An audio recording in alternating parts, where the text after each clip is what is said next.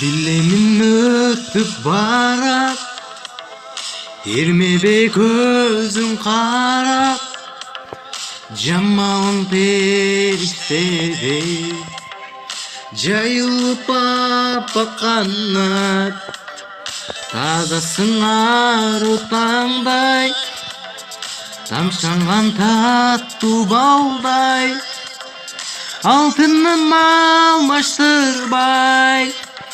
Жалғызымсың толғын айдай, суранамын жалынам, сен кетпеші жанымнан. Сезімдерім саға болғыр, тату екен барынан. Суранамын жалынам,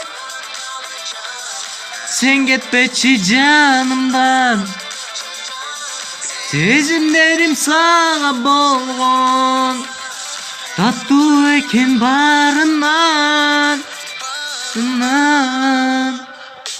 Жинаған баққын болчу, жыл өткөн сайын толчу, гүл жыттанған гүлзар болсом, бұл болып маға қончу.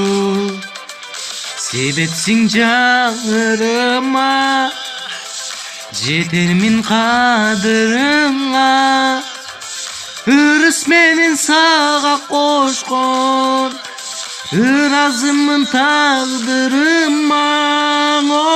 Суранамын жалынам, сен кетпеші жанымдан. Сезімдерім саға болғон, tatlı eken barından.